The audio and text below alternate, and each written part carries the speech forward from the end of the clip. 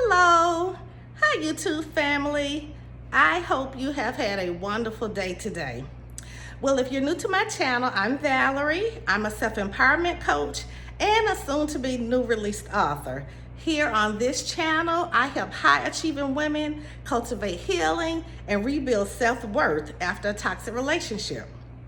Today, I want to share with you some life lessons that I've learned. And I have a few notes, so I'll be looking down from time to time. But I want to share with you a few lessons that I have learned just through life experiences, through pain. And it's just amazing how we learn the greatest lessons a lot of times through life experiences. It's nothing like a lesson learned through life experience. School, college, none of that holds a candle to the things that you learn through experiences in life. So today I want to share with you 6 different lessons that I've learned. I've actually learned more than that, but I'm going to share 6 of them with you today. Okay? Number 1, that I cannot please everyone. I had to learn that I could not please everyone. And I know a lot of you might say, well, that's kind of self-explanatory. And I guess you can say it is. But that was a lesson that I had to learn. Because I think by nature, I'm easygoing, and I've growing up and being a young person and just coming through life, I've always been kind of like a people pleaser. I would go along with, whoever was with me at the time just to make things peaceful, or to go along to get along, so to speak.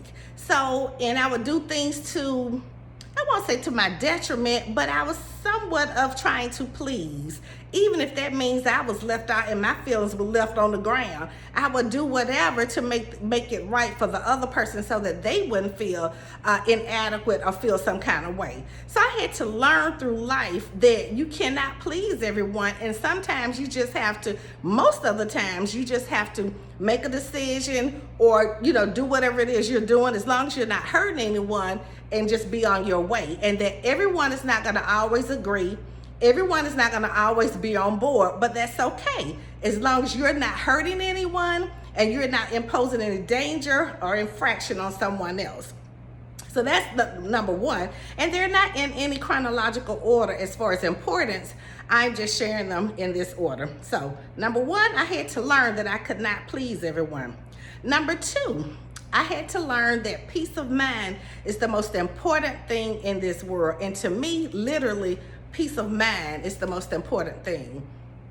Again, this was a lesson that I learned even coming through, coming out of my marriage and a bad divorce, and just going through the turmoil of trying to heal after that, and a bad custody battle and everything. I just really had to learn, and just coming out of that over the course of the years, to learn that your peace of mind is the most important thing. If you don't have any peace up here, you really, it just takes away from your ability to be able to live life fully and to be in a good state. So peace of mind is the most important thing, and that's one thing that I've learned. Number 3, I had to learn that if you have done your best, then you have to let God do the rest. Meaning, we have to learn how to minimize our worry. Now, we're not supposed to worry, but we are human, and there will be times when we will worry.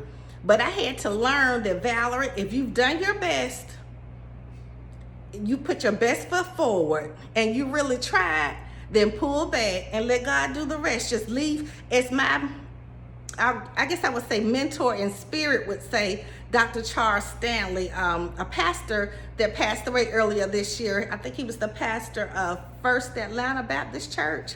I really enjoyed watching his teachings, and he stated that we have to do what's right and leave all the consequences to God. That was a quote that he said. So I'm saying in my own way that if I have done my best, then I have to leave the rest to God. And I had to learn that, stop worrying about things that you cannot control. Do what it is that you need to do. Do your part. After you've done your part and you've done your best, then you pray and ask God to let to release you from there. Just pull back and let the chips fall where they're made. Because things in life, you can't control everything. You can't you're not going to have all the 5-10 steps ahead of you. You might just only have 1 or 2 in front of you, and you have to base your decision or whatever it is that you're doing on what you need to do. And you just can't worry about everything. So I had to learn to do my best and leave everything else up to God. Okay, and I would say number 4, I had to learn to take a moment for myself. I have been really bad in the past, and I'm getting better now in, just doing everything for everybody. Everything, taking care of this, paying for that, going here, running errands for that, just doing everything for everybody. And at the end of the day, I'm depleted. I'm empty. I'm drained because I've done everything for everyone else. I've poured out in all ways, in any way that you could think of. And at the end of the day, I'm exhausted. I'm depleted. My mental capacity is just gone. And I had to learn that, Valerie, you have to learn to stop and take a moment for yourself. And that's just something that I want to share with you guys. We have to learn to pull back. Just because we're busy don't mean we're productive. We have to pull back and take a moment for ourselves. And I like to call that self-care as well. And when I say a moment, that could be a day, that could be a couple of days, but just take some time for yourself to recharge, to, get out of the mode of thinking. Just like, I don't want to say turn your brain off, but you want to turn off from having to figure things out, to fix things, and just be in a relaxed state, a relaxed mode. So I had to learn to take a moment for myself. And I think this is number 5. Number 5, in every disruption, there's an opportunity. And what I mean by that is, whenever there's a disruption or an interference, and I don't want to say chaos, but I guess even in that, there's an opportunity in that, meaning once it's over with and you've come out of the disruption or you've come out of the distraction, you can ask yourself, the opportunity to me is, what did I learn from that? What could I have done better from that? Did I contribute to that?